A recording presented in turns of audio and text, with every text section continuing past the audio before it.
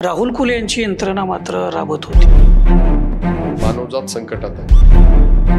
पहिल्या दिवशीपासून काम सुरू केलं. पण समाजाचं नेतृत्व करतो त्याचा आम्हाला सार्थ अभिमान आहे. की मतदान केलंय का नाही हे तपासलं नाही. आलेला नागरिक हा अडचणीत असतो. कोरोना काळामध्ये सगळ्या यंत्रणा ठप्प होत्या, परंतु दौंडमध्ये राहुल कुल यांची यंत्रणा मात्र राबत होती. आणि इतरही वेळी, म्हणजे फक्त कोरोनाच नाही, इतरही काळामध्ये लोकांना आरोग्य सेवा मिळावी म्हणून वेगवेगळ्या स्तरावरून त्यांना मदत मिळावी म्हणून तुमची यंत्रणा राबते. नेमकं हे काम कसं होतं, त्यावेळेचा अनुभव काय होता, जो कोरोनाचा उल्लेख मी आत्ता केला?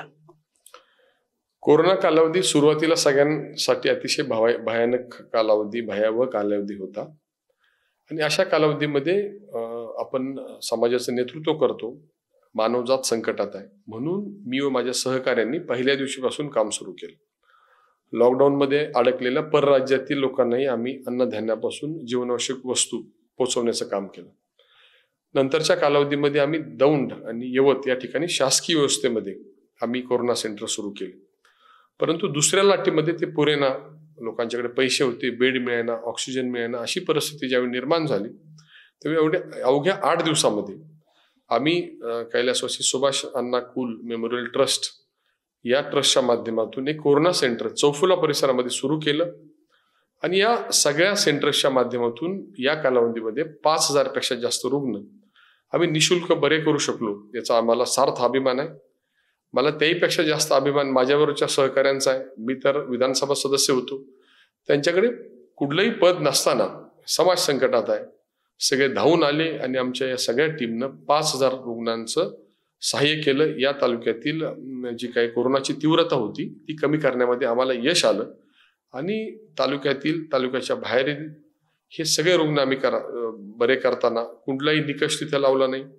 त्यांनी मतदान केलंय का नाही हे तपासलं नाही, त्याची जात तपासली नाही, त्याचं आडनाव पाहिलं नाही, तो तालुक्यातला आहे का बाहेरचं हे पाहिलं नाही. आम्ही प्रत्येकाला प्रामाणिकपणे त्यावेळी मदत केली. आणि माणुसकीच्या भावनेतून केलेली मदत निश्चितच आमच्या पाठीशी सदैव आशीर्वाद म्हणून उभी असते. इतर वेळचं नेटवर्क कसं राबतं तुमचं? हे तर कोरोना काळात झालं, पण इतर वेळी मदत कशी मिळते? नाही, इतर वेळी माझं जवळपास माझ्या कार्यालयामध्ये फार कमी आमदारांच्या कार्यालयात असेल इतकी मोठी संख्या आहे. माझ्या कार्यालयामध्ये जवळपास 20 कर्मचारी हे काम करतात. आणि आलेल्या प्रत्येक नागरिकाला न्याय देण्याचा प्रयत्न असतो. प्रत्येक विभागाची जबाबदारी प्रत्येक वेगळ्या कर्मचाऱ्यावर आहे. त्यामुळे याच्यामध्ये सुसूत्रता यावी हा प्रयत्न असतो. आलेला नागरिक हा अडचणीत असतो, तो गोंधळलेला असतो, त्यावेळी त्याची बाजू समजून घेण्यापासून त्याला मदत करण्यापर्यंत आम्हाला दुवा म्हणून काम करावं लागतं. त्याच्यामध्ये माझं कार्यालय तर काम करतच, परंतु माझे जे काही राजकारणातील सहकारी कार्यकर्ते आहेत, माझे सहकारी पदाधिकारी आहेत, हे पण त्याच्यामध्ये खूप मोठं योगदान देतात. आणि त्या माध्यमातून वैयक्तिक योजना, विशेषतः धर्मादाय रुग्णालयांच्या माध्यमातून आम्ही खूप मोठ्या प्रमाणावर लोकांचे उपचार करू शकलो. आणि ते आमच्या टीमवर्कच्या यशाचा भाग आहे.